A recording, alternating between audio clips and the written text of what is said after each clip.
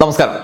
രണ്ടാം പിണറായി സർക്കാരിന്റെ അവസാനത്തെ ബഡ്ജറ്റ് കെ.എം. ബാലഗോപാലിന്റെ ജീവിതത്തിലെ നിർണായകമായൊരു പോയിന്റാണ്. ധനമന്ത്രി എന്ന നിലയിലും രാഷ്ട്രീയ നേതാവ് എന്ന നിലയിലും ഒരു നിയമസഭാ തെരഞ്ഞെടുപ്പ് അടുത്ത് വരാനിരിക്കുകയാണ്. കേന്ദ്ര സർക്കാരിന്റെ സാമ്പത്തിക ഞെരുക്കത്തിന്റെ തുടർച്ചയായി ഒന്ന് ഉയർത്ത് വന്നതിന് ശേഷമുള്ള ഈ സർക്കാരിന്റെ അവസാനത്തെ ബജറ്റ് ഇതിൽ എന്തുണ്ടാക്കാനാണ് എന്ന ആക്ഷേപങ്ങളെ മറികടന്നു. പക്ഷേ കെ.എൻ. ബാലഗോപാൽ അസാധാരണമായതും അപ്രായോഗികമായതുമായ പ്രഖ്യാപനങ്ങളൊന്നുമില്ല. ക്ഷേമ പെൻഷൻ 2500 എന്ന് വേണമെങ്കിൽ അടിച്ചുവിടാമായിരുന്നിട്ടും അതിന് മുതിർന്നിട്ടില്ല. എന്നാൽ യാഥാർത്ഥ്യ ബോധത്തോടെ രണ്ടാം പിണറായി സർക്കാരിന്റെ അടുത്ത വരവിനുള്ള ഒരു കേളികൊട്ടാക്കി മാറ്റാൻ, അജണ്ട പ്രഖ്യാപനമാക്കി മാറ്റാൻ ബജറ്റിലൂടെ ബാലഗോപാലിന് കഴിഞ്ഞു. ഒരുപക്ഷെ എല്ലാം അടുത്ത സർക്കാരിന്റെ തലയിൽ കെട്ടിവെച്ചിട്ടുള്ള പരിപാടി എന്നതിനപ്പുറത്തൊരു വിമർശനവും ഉന്നയിക്കാനില്ലാതെ പ്രതിപക്ഷം തടി തപ്പുന്നതും നമ്മൾ കണ്ടു.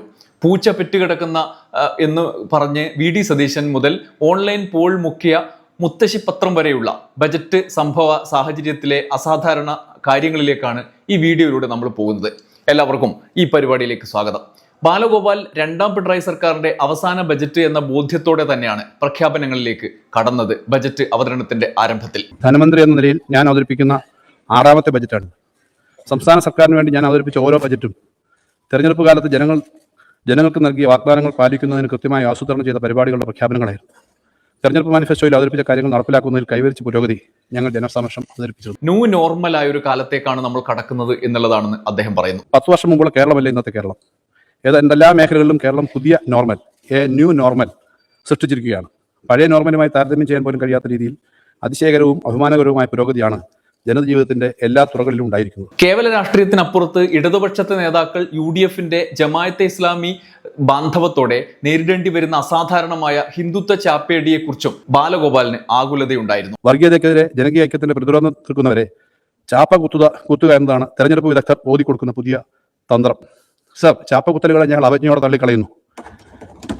തീക്കട്ടയിൽ ചിതലരിക്കില്ല എന്ന് മനസ്സിലാക്കിക്കൊള്ളുന്നു. ഇതിനെയൊക്കെ മറികടക്കുക എന്നൊരു വെല്ലുവിളി ബാലഗോപാലിന്റെ കൂടി ഉത്തരവാദിത്തമായിരുന്നു. പ്രത്യേകിച്ച് മുസ്ലിം ന്യൂനപക്ഷങ്ങൾ സമീപകാല രാഷ്ട്രീയ പ്രയോഗത്തിന്റെ ഭാഗമായി ഇടതുപക്ഷത്തോട് അകലുന്നു എന്ന വിമർശനങ്ങൾ ശക്തമാണ്. വസ്തുതകളും അതിലേക്ക് വിരൽ ചൂണ്ടുന്നു. ക്ഷേമ പദ്ധതികളും ഭരണ മികവും കൊണ്ട് മറികടക്കുകയല്ലാതെ, പൊതുജനത്തെ ആകെ അഡ്രസ് ചെയ്തുകൊണ്ട് മറികടക്കുകയല്ലാതെ ഇടതുപക്ഷത്തിന്റെ കയ്യിൽ പൊടിക്കൈകൾ ഇല്ല എന്നത് യാഥാർത്ഥ്യമാണ്. വെള്ളാപ്പള്ളി നടേശൻ മുതലുള്ളവരുടെ ഇടപെടലുകൾ ഉണ്ടാക്കിയ തലവേദന തീർത്താൽ തീരാത്തതും ആയിരുന്നു. എന്തായാലും ഈ പ്രായോഗിക ബോധ്യം ബാലഗോപാൽ ബജറ്റിൽ എന്നത്തെയും പോലെ തന്നെ കാണിച്ചു, അവൈദഗ്ധ്യം കാണിച്ചു. ക്ഷേമ പദ്ധതികൾ മുതൽ വികസന മുന്നേറ്റങ്ങൾ വരെ മുന്നിൽ കണ്ടുള്ളതായിരുന്നു ബജറ്റ്. ഗിമ്മിക്കുകളെ പടിക്ക് പുറത്തു നിർത്തി എന്നതാണ് വലിയ ആശ്വാസം. മനോരമ പത്രത്തിന്റെ ഓൺലൈൻ പതിപ്പിലെ ഒരു ആമുഖ വാചകം മാത്രം മതി ബജറ്റിന്റെ അന്തസത്ത വ്യക്തമാക്കാൻ. 1.82 ലക്ഷം കോടി രൂപയുടെ റവന്യൂ വരവും 2.4 കോടി രൂപയുടെ ആകെച്ചെലവും പ്രതീക്ഷിക്കുന്ന സാഹചര്യത്തിൽ ധനമന്ത്രി കെ.എൻ. ബാലഗോപാൽ അവതരിപ്പിച്ച കേരള ബജറ്റിൽ സാമ്പത്തിക നിയന്ത്രണത്തിനൊപ്പം ക്ഷേമ വികസന അജണ്ടയ്ക്കും ഊന്നൽ. ശമ്പള പരിഷ്കാരം, അടിസ്ഥാന സൗകര്യ പദ്ധതികൾ, തൊഴിൽ, ആരോഗ്യ, വിദ്യാഭ്യാസ മേഖലകൾ എന്നിവയെ ഉൾപ്പെടുത്തിയാണ് ബജറ്റ് പ്രഖ്യാപനങ്ങൾ എന്നാണ് മനോരമ പറയുന്നത്. ഈ വരികളിൽ എല്ലാം ഉണ്ട്, അപ്രായോഗികത ഒട്ടുമില്ല. എന്നാൽ 2 പിണറായി സർക്കാരുകളുടെ തുടർച്ച, വരാനിരിക്കുന്ന കാലത്തേക്കുള്ള സൂചനകൾ ഒക്കെ ഉണ്ട് താനും. ഇനി മാതൃഭൂമി പത്രത്തിന്റെ ഓൺലൈൻ ഇൻട്രോ കൂടി വായിക്കാം. തെരഞ്ഞെടുപ്പ് കൂടി മുന്നിൽ കണ്ട് വിവിധ വിഭാഗങ്ങൾക്ക് സന്തോഷം പകരുന്ന ബജറ്റാണ് ധനമന്ത്രി കെ.എൻ. ബാലഗോപാൽ നിയമസഭയിൽ അവതരിപ്പിച്ചതെന്നാണ് മാതൃഭൂമി പറയുന്നത്. പ്രതീക്ഷിച്ചതുപോലെ വമ്പിച്ച ക്ഷേമ പദ്ധതികളുടെ പ്രഖ്യാപനങ്ങളില്ലെങ്കിലും ക്ഷേമ പെൻഷൻ പരിധി വർദ്ധിപ്പിക്കാനും വിവിധ ക്ഷേമ പദ്ധതികളുടെ പെൻഷനുകളുടെ പരിധിയിൽ പരമാവധി പേരെ ഉൾക്കൊള്ളിക്കാനും ബജറ്റിൽ കഴിഞ്ഞു. ക്ഷേമ മേഖല, ക്ഷേമ പദ്ധതികളിൽ പെൻഷൻ അടക്കമുള്ള കാര്യങ്ങളിൽ ഇതുവരെയുള്ള നിലപാടിൽ വിട്ടുവീഴ്ചയില്ല എന്ന് ബാലഗോപാൽ ബജറ്റിലൂടെ പ്രഖ്യാപിക്കുന്നു. പിന്നോക്ക വിഭാഗങ്ങളുടെ വിദ്യാഭ്യാസം, തൊഴിൽ, ഉപജീവനം, OBC വിദ്യാഭ്യാസ സ്കോളർഷിപ്പ് തുടങ്ങി ന്യൂനപക്ഷ വിദ്യാർത്ഥികൾക്ക് വിദേശത്ത് പഠിക്കാൻ സ്കോളർഷിപ്പുകൾ അടക്കം പ്രഖ്യാപനങ്ങളുണ്ടായി. എന്നാൽ ശ്രദ്ധേയമായത് ബിരുദം വരെയുള്ള സൗജന്യ വിദ്യാഭ്യാസം എന്ന കാര്യമാണ്. അത് KSUവിന് സ്വാഗതം ചെയ്യേണ്ടി വന്നു എന്നതാണ് മറ്റൊരു കാര്യം. ഞങ്ങളുടെ അടുത്ത സർക്കാർ നടപ്പാക്കും എന്ന് അലോഷ്യസ് സേവ്യർ പ്രഖ്യാപിക്കുകയും ചെയ്തത് വാർത്തകളിൽ നിറഞ്ഞു നിൽക്കുന്നു. എല്ലാത്തിനും ഉപരി വയോജനങ്ങളെ മുൻനിർത്തിയുള്ള ബജറ്റ് എന്നതാണ് പ്രധാനം. കേരളം അടുത്ത പതിറ്റാണ്ടിൽ വൃദ്ധന്മാരുടെ നാടായി മാറും എന്നത് പ്രതിപക്ഷ നേതാവിന്റെ സ്ഥിരം പരിഹാസങ്ങളിൽ ഒന്നാണ്.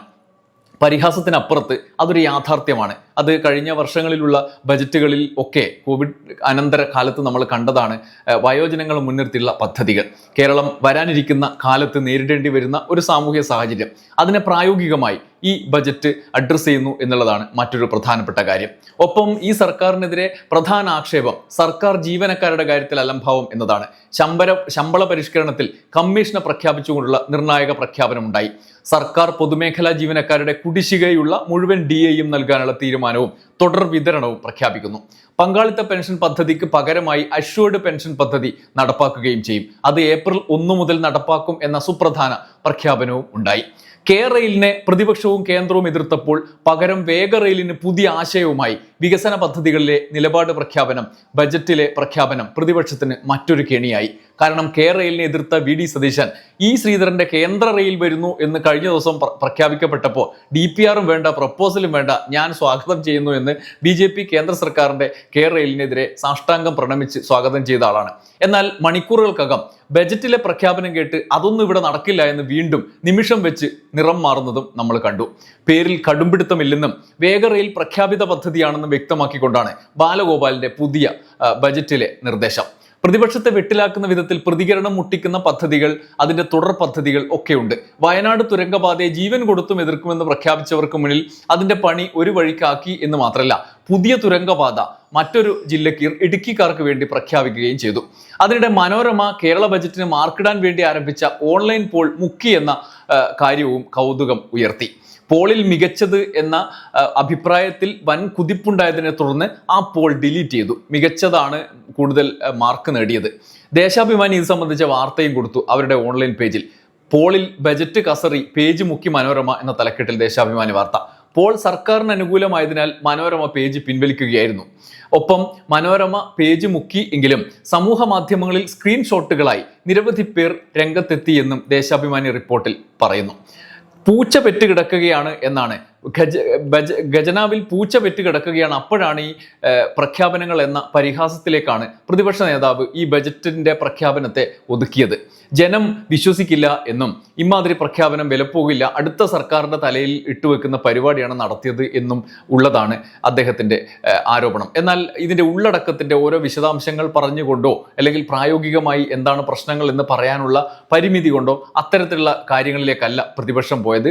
ഇത് തെരഞ്ഞെടുപ്പ് മുന്നിൽ കണ്ടുകൊണ്ട് അടുത്ത സർക്കാരിന്, ഞങ്ങളുടെ സർക്കാരിന് വേണ്ടി, വരാൻ പോകുന്ന സർക്കാരിന് വേണ്ടിയിട്ടുള്ള ബജറ്റാണ് എന്നുള്ള വിമർശനത്തിനപ്പുറത്തേക്ക് പോയില്ല.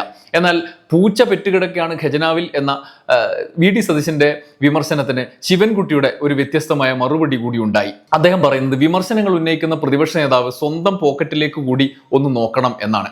ബജറ്റ് അവതരണത്തിന് പിന്നാലെ ഖജനാവിൽ പൂച്ച പെറ്റ് കിടക്കുകയാണ് എന്നും സർക്കാർ പ്രഖ്യാപനങ്ങൾ ജനങ്ങൾ വിശ്വസിക്കുന്നില്ല എന്നും പ്രതിപക്ഷ നേതാവ് പ്രസ്താവിച്ചത് കണ്ടു. ഖജനാവ് കാലിയാണെന്ന് രാപ്പകൽ പ്രസംഗിക്കുന്ന ഇതേ പ്രതിപക്ഷ നേതാവ് തന്നെയാണ് മാസാമാസം കൃത്യമായി തൻ്റെ അലവൻസുകളും എണ്ണി ഇതേ ഖജനാവിൽ നിന്ന് എണ്ണി കൈപ്പറ്റുന്നത്.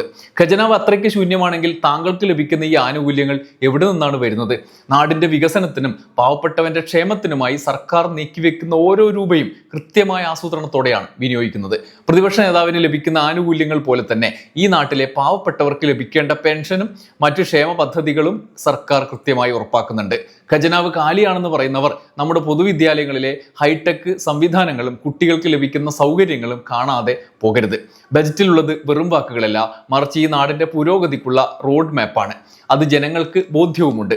നെഗറ്റീവ് വാർത്തകൾ പടച്ചുവിട്ട് ജനങ്ങളെ തെറ്റിദ്ധരിപ്പിക്കാം എന്നത് പ്രതിപക്ഷത്തിന്റെ വ്യാമോഹം മാത്രമാണ്. ക്രിയാത്മകമായ വിമർശനങ്ങളാകാം, പക്ഷേ അത് സ്വന്തം ആനുകൂല്യങ്ങൾ കൈപ്പറ്റുന്ന അതേ ഖജനാവിനെ തള്ളിപ്പറഞ്ഞുകൊണ്ടാകരുത് എന്നാണ് ശിവൻകുട്ടി പരിഹാസത്തോടെ പറയുന്നത്.